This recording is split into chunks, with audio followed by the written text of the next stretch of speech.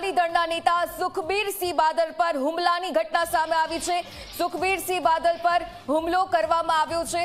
તો આ હુમલાની જે રીતની વિગતો પ્રાપ્ત થઈ રહી છે, વધુ વિગતો આપને જણાવીએ। મહારાષ્ટ્રના નાંદેડમાં સુખબીરસિંહ બાદલ પર હુમલાની આ ઘટના સામે આવી છે।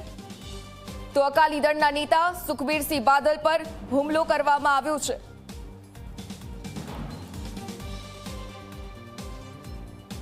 તો નાંદેડમાં સુખબીરસિંહ બાદલ પર હુમલાની આ ઘટના સમગ્ર રીતે સામે આવી છે।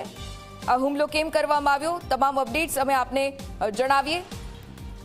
તો જે રીતે આ સુખબીરસિંહ બાદલ કે જેમના પર હુમલાની ઘટના સામે આવી છે, અકાલી દળના નેતા છે તેઓ, ઘણા લાંબા સમયથી તેઓ અકાલી દળના નેતા અને તેમના પર હુમલાની આ ઘટના સામે આવી છે।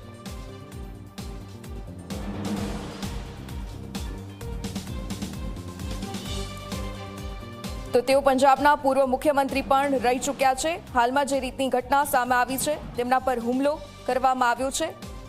અકાલી દળના નેતા છે તેઓ।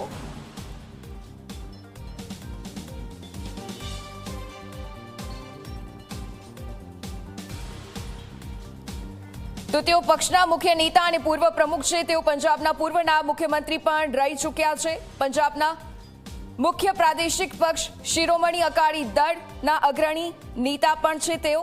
તો જે રીતે તેમના પર આ હુમલાની ઘટના સામે આવી છે, આ પહેલા પણ અનેક વિવાદિત ઘટનાઓ સામે હતી, અનેક એવી કટકળો પણ ચાલી રહી હતી કે ચૂંટણી માટે ભાજપના જૂના સાથી પક્ષો ફરીથી ગઠબંધનમાં આવી શકે, પરંતુ અત્યારની જે ઘટના સામે આવી છે,